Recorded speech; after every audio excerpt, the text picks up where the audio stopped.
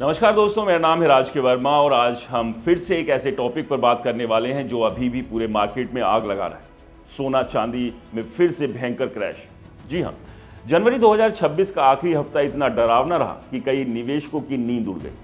कल तक सोना आसमान छू रहा था, 5600 प्लस डॉलर प्रति औंस के पीक पर पहुंच गया था और चांदी तो 120 प्लस डॉलर के पार चली गई थी। लेकिन अचानक धड़ाम, कीमतें 10 से 30% तक गिर गई। लोग चिल्ला रहे हैं ये क्या हो गया, निवेशक डूब गए। लेकिन रुकिए, घबराने की कोई बात नहीं, ये कोई नई कहानी नहीं बल्कि मार्केट का पुराना खेल है। तो चलिए आज इस पूरे मामले को डिटेल में समझते हैं कि आखिरकार ये जो तेजी थी और उसके बाद जो गिरावट आई तो इसके पीछे की कहानी क्या है।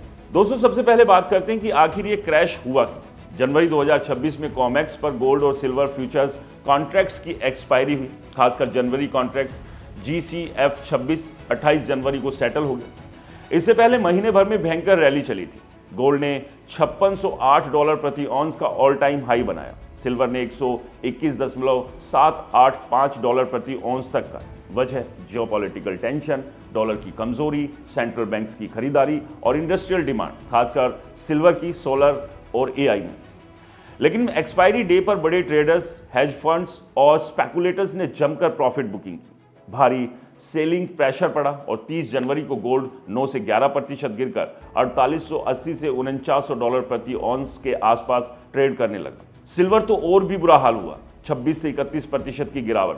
कॉमेक्स फरवरी गोल्ड फ्यूचर 11.37% गिरकर 4713.90 डॉलर प्रति पर सेटल हुआ और सिल्वर 31.35% टूटकर 78.29 डॉलर प्रति ऑन्स पर। दोस्तों, ये इतिहास की सबसे बड़ी सिंगल डे गिरावट में से एक है, 1980 के बाद की सबसे खराब। अब देखिए भारत में क्या हुआ। MCX पर भी कॉमेक्स का असर सीधा पड़ा। 30 जनवरी को MCX गोल्ड फ्यूचर फरवरी 2026 9 से 12% गिरकर 1,49,000 से 1,54,000 प्रति 10 ग्राम के आसपास सेटल हुआ, जबकि पीक पर 1,80,000 प्लस था। सिल्वर मार्च कॉन्ट्रैक्ट 24 से 27% क्रैश होकर 2,91,000 से 3,03,000 प्रति किलो पर आ गई। 1 लाख प्लस का नुकसान प्रति किलो। दिल्ली, मुंबई, हैदराबाद में 24 गोल्ड कैरेट 1,65,000 से 1,69,000 प्रति 10 ग्राम तक गिरा और चांदी 3 लाख के नीचे। निवेशकों में हाहाकार मच गया, कई पोजीशंस लिक्विडेट हो गई, मार्जिन कॉल्स आए और लोअर सर्किट लग गया। लेकिन दोस्तों, ये सट्टेबाजी का क्लासिक पैटर्न है। तेज रैली के बाद एक्सपायरी पर ओपन इंटरेस्ट कम होता है, वॉल्यूम हाई पर सेलिंग होती है और क्रैश आ जाता है। 1980 के हंट ब्रदर्स क्रैश या 2011 की सिल्वर क्रैश जैसा ही सी। फंडामेंटल्स अभी भी मजबूत हैं। Global uncertainty, inflation, central banks की खरीदारी और एशिया में फिजिकल डिमांड बनी हुई है। दोस्तों, ये क्रैश सिर्फ टेक्निकल करेक्शन है।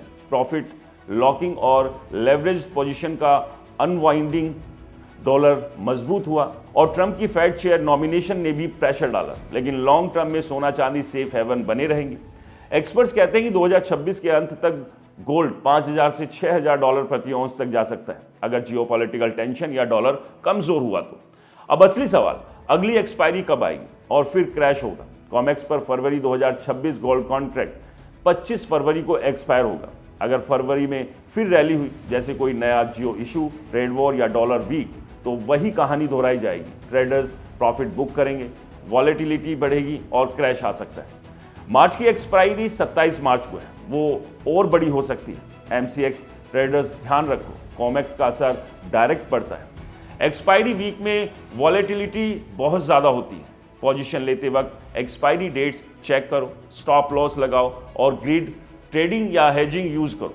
दोस्तों, मार्केट क्रैश नहीं हो रहा बल्कि रीसेट हो रहा है। ये डिप्स लॉन्ग टर्म इन्वेस्टर्स के लिए खरीदने का सुनहरा मौका हो सकते हैं। अगर आप फिजिकल गोल्ड चांदी होल्ड करते हो तो घबराइए मत, ये डिप्स में ऐड करने का टाइम है।